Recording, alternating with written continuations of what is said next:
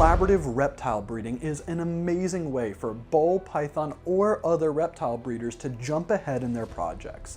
But there are a ton of risks that are involved with it, and even if everything goes perfectly smooth and it is a great experience on a personal level, it is entirely possible for one party to get a far greater benefit from a collaborative breeding project than the other. So when this happens, what are you supposed to do in order to balance it and make sure that it is mutually beneficial for both parties? For this week, what we're going to do is we are going to go over the most recent collaborative breeding project that we just did with our good friend over at Green Dragon Brokers, where he brought over his cinnamon double het sunset clown and we paired them to our clown het sunset boy, and a little bit of a spoiler, the odds weren't super good on this. So we hope you guys enjoy the video. If you do, please don't forget to hit the like button, leave a comment, and subscribe, and let's get to it.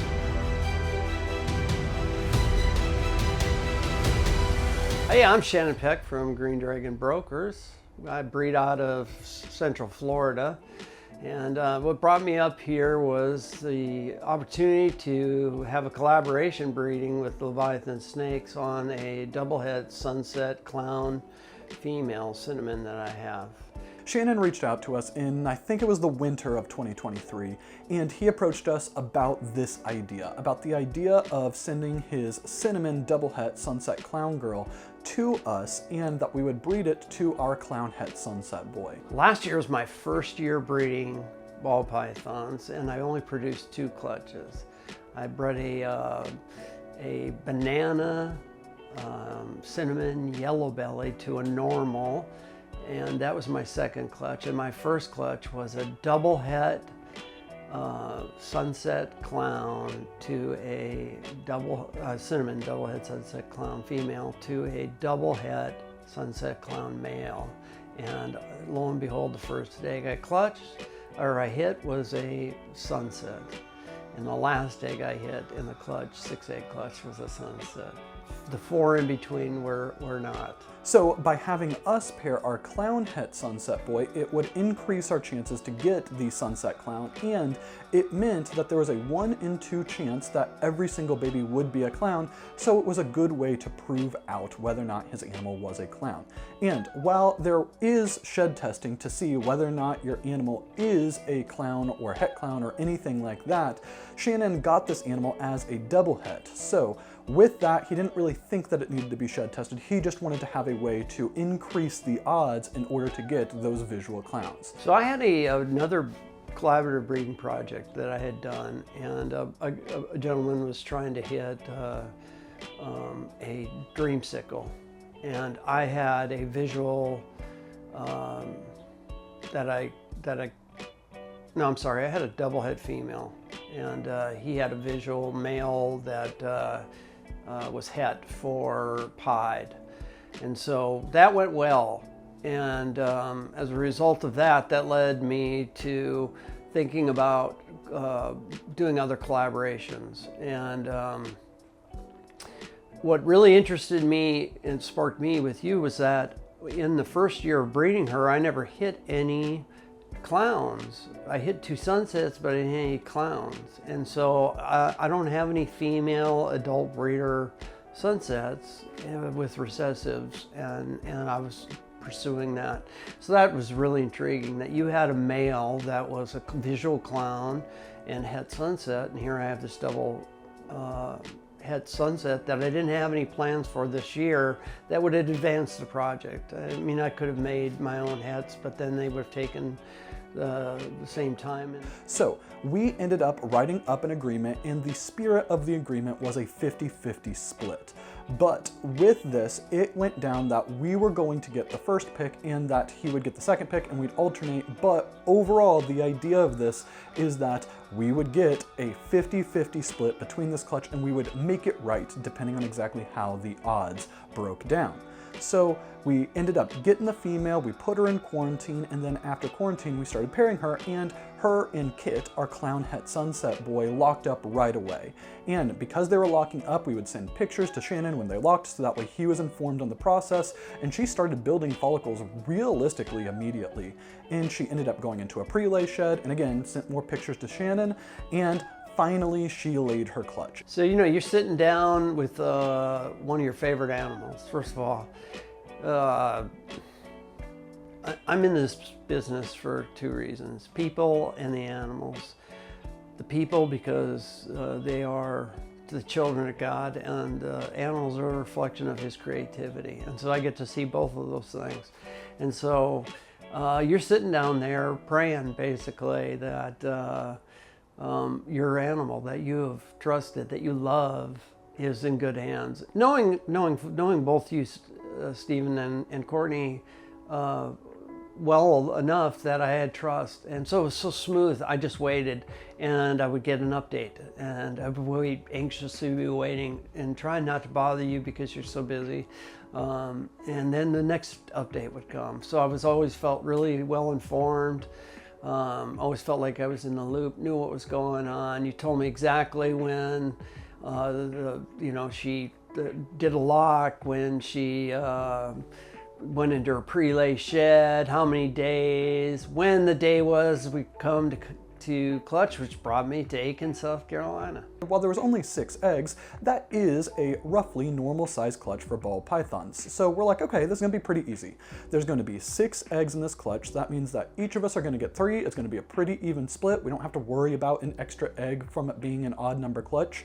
And the fact that we have a 1 and 2 to get a clown, we have a 1 and 4 to get a sunset that will obviously be het clown, and we have a 1 and 8 to get a sunset clown. This clutch was the most exciting clutch that we had lay to date. The goosebumps started forming on my arms. The excitement inside my body was palpable. If you had touched me, you probably felt it. I was ready to go. I was psyched. You let me cut the first snake, and that snake bolts out of the egg like a bullet, just shooting out. I've never seen it before. I can't wait for people, if they get an opportunity to see that snake. It just shot out and said, "Hey, I'm here." The second egg is, I'm thinking, well, surely the odds have got to be getting better. We had 6 eggs, you know. We should get 66% double het clowns and sunset. So I'm expecting, and she'd already bred, my female had already bred two sunsets, so I'm looking forward to at least a sunset, and I'm praying for a clown. And we get a normal. Stephen is truly the lucky charm, man. He is gonna nail this thing. It's been a while since the cutting already, but I believe the third egg was a normal that came out. Oh, surely I've got to hit the snake, right? I'm gonna hit it. No, I get a cinnamon. Pretty bummed now at this point, because I'm thinking my male may not be a het clown, or I'm just getting crushed on the odds. And I'm thinking, hey, we hit the double visual. And then it is indeed a sunset. At least I had some elation that you guys were going to get this beautiful snake, and it was 100% het clown. So yeah, at least in the end we knew that the clutch had come through, just not on visual clowns. So it was a beautiful thing. I still, at that point, had hope that it was a clown. In fact, when I saw it, its body, I examined it, I saw its head, and I thought for sure, kind of looks like it's a clown because it had a solid head. And but it did have eye stripes, as you pointed out. And so at that point, I knew that we just hit one sunset. So with the results of this clutch, needless to say, we are a little disappointed. We ended up getting 1 visual sunset out of all 6 eggs, and there were no clowns in the clutch. So what we're going to do at this point is we are actually going to shed test Shannon's girl and figure out whether or not she is het clown and that we simply just got terrible odds, or that she isn't het clown, and then Shannon can take that up with the person that they bought them from. Yeah, I'm disappointed. Of course, I'm crushed. I'm crushed for you because you had a male, and I don't think you did, but maybe you have passed up another opportunity. If you did that, I'm crushed. That hurts for me. It hurts because the snake guy I bought it from is a reputable breeder, and you know, if it's not, turns out it's not a double het, I've got an issue that I gotta deal with, and conflict's not easy, specifically when you're a people person. And so, yeah, I'm a little bit bummed out. I'm also excited that you've agreed to shed test her, and I'm hoping that there's hope on hope that she is indeed het clown. But at this point, I'm thinking, no, she isn't. Because there's only one sunset in the 6 eggs, and because we had first pick, that means that Shannon doesn't really get a fair split from this clutch. What we decided is that we, as in Courtney and I, have another clutch that is coming that is just waiting to be laid any day now, where we can potentially make sunset het clown. So what we told Shannon is that from that clutch, depending on what all we hit, we are all down for him to get an animal from that clutch. That way he at least can also get a sunset that is 100% het clown. Steve, when you made the offer to, in your mind, make the split fair, because in our agreement you got the first pick, I was at total peace with that. And then when you made the offer to make it right some other way, at first I was uncomfortable, to be honest with you, because it felt like the spirit of the agreement had been lived up to. And then I realized that, again, if I go back to what I've said before time and time again, if you love the animals and you are in this business for quality people, then you can't help but come out a winner. And that's all you were doing, was helping me come out a winner by showing me that I was dealing with a quality human being.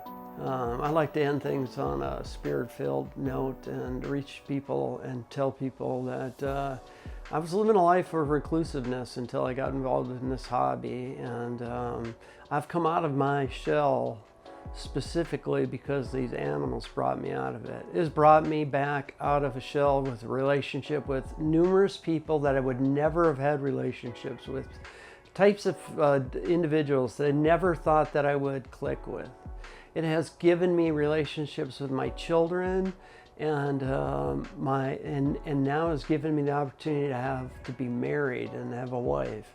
All because I trusted God's path for me to walk into a hobby that I had loved since I was a child.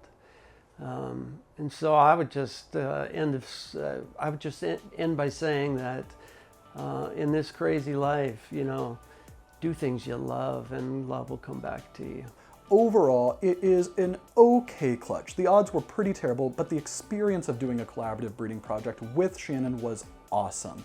And I feel like, again, the reason why these kind of collab projects tend to work well is that despite the actual agreement, which we do have in case we can't agree on something, all of the parties involved always seem to be doing everything they can to make sure that the other person is always getting the fair value that they should be getting out of the clutch. And I think that this is one of the most critical aspects of a collaborative breeding project, because if you are not trying to set it up so both people are successful, inevitably one person is going to try taking advantage of the other, and that is when everything goes south. So we hope you guys enjoyed the video. If you did, please don't forget to hit the like button, leave a comment, and subscribe. And if you're not doing anything, at 8 p.m. tonight, we are doing a live episode of Partho here on Leviathan Snake's YouTube channel and on the Chimera YouTube channel. So definitely tune in to see Courtney and Molly talk about all of the things they are doing tonight on Partho.